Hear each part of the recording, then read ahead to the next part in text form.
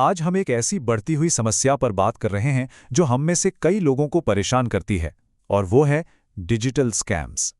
ये स्कैम अक्सर हमारे फ़ोन पर एक मिस्ड कॉल या फिर एक सिंपल से मैसेज के तौर पर आते हैं, और हमें पता भी नहीं चलता कि कब हम किसी जाल में फंस सकते हैं। देखिए, हमारा मकसद किसी को डराना बिल्कुल नहीं है, बल्कि सिर्फ सही जानकारी देना है ताकि हम सब मिलकर जागरूक रहें, शांत रहें और सबसे ज़रूरी सुरक्षित रह सकें। तो चलिए सबसे पहले ये समझते हैं कि आखिर ये मिस्ड कॉल और फेक एसएमएस स्कैम है क्या। सीधे शब्दों में कहें तो ये एक डिजिटल चाल है जिसे क्रिमिनल्स इस्तेमाल करते हैं धोखे से हमारी पर्सनल जानकारी या फिर हमारे पैसे चुराने के लिए। तो सवाल ये उठता है कि ये स्कैमर्स आखिर काम कैसे करते हैं। चलिए इसी को समझते हैं। देखिए, स्कैमर्स ज़्यादातर दो तरीके अपनाते हैं। एक तरीका हमारी क्यूरियोसिटी, मतलब हमारी जिज्ञासा का फ़ायदा उठाता है, और दूसरा तरीका हमारे अंदर डर और जल्दबाजी पैदा करने की कोशिश करता है। तो पहला तरीका है मिस्ड कॉल का। होता यह है कि एक अनजान नंबर से मिस्ड कॉल आती है और वो नंबर अक्सर इंटरनेशनल जैसा दिखता है। अब क्यूरियोसिटी में लोग उस नंबर पर वापस कॉल कर लेते हैं और बस यहीं से स्कैमर्स का खेल शुरू हो जाता है। उस नंबर पर वापस कॉल करने से या तो बहुत भारी फोन बिल आ सकता है या फिर ये किसी बड़ी धोखाधड़ी की शुरुआत भी हो सकती है। अच्छा, दूसरा तरीका है फेक एसएमएस का।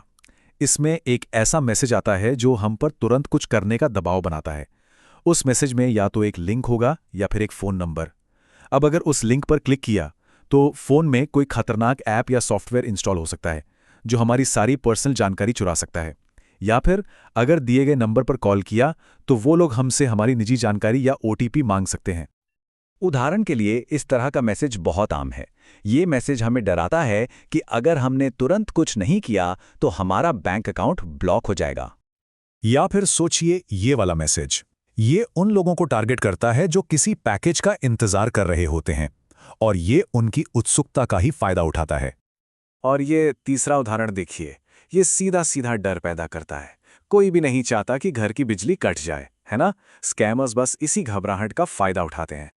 और सच तो यह है कि इन तरीकों से कोई भी धोखा खा सकता है, चाहे वो स्टूडेंट्स हों, हमारे घर के बड़े बुजुर्ग हों, या फिर कोई ऐसा जिसे टेक्नोलॉजी की अच्छी खासी जानकारी हो। लोगों ने अपनी मेहनत की कमाई के हज़ारों रुपए सिर्फ एक गलत लिंक पे क्लिक करने या एक मिस्ड कॉल का जवाब देने में गंवा दिए हैं।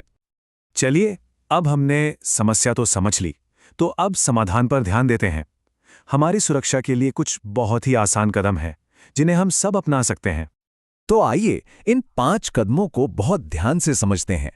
पहला, किसी भी अनजान नंबर पर, खासकर इंटरनेशनल नंबर पर, कभी वापस कॉल न करें। दूसरा, अनजान सेंडर से आए मैसेज में दिए गए किसी भी लिंक पर क्लिक न करें।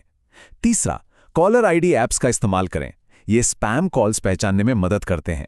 चौथा, और ये बहुत जरूरी है, अपने परिवार से, खासकर घर के बड़ों से इन स्कैम्स के बारे में बात करें ताकि वो भी सुरक्षित रहें। और पांचवां, किसी भी संदिग्ध मैसेज या कॉल की रिपोर्ट cybercrime.gov.in पर जरूर करें। और इन सब में जो सबसे जरूरी सलाह है वो ये है, हमेशा रुकें, सोचें और फिर पुष्टि करें, यानी वेरीफाई करें। किसी भी तरह की जल्दबाजी बिल्कुल ना करें। देखिए, ये सच है कि स्कैमर्स हर दिन और भी होशियार हो रहे हैं, नए नए तरीके निकाल रहे हैं, लेकिन अगर हम जानकार और अलर्ट रहें तो हम उनसे हमेशा एक कदम आगे रह सकते हैं। सही जानकारी ही हमारी सबसे बड़ी ताकत है। आज का ये जो हमारा टॉपिक है, ये उन कई चुनौतियों में से एक है जिनका लोग सामना करते हैं। मकसद टेक्नोलॉजी से डरना नहीं है, बल्कि जानकार और सावधान रहना है, क्योंकि जागरूकता ही सुरक्षा है। अगर हम अलर्ट रहेंगे तो हम सुरक्षित रहेंगे। तो अंत में बस यही कहना है कि हर कॉल और हर मैसेज को सावधानी से हैंडल करें। सुरक्षित रहने के लिए हमेशा सतर्क रहें, और ये जानकारी अपने परिवार के साथ जरूर साझा करें। सुनने के लिए शुक्रिया। सुरक्षित रहें, जागरूक रहें।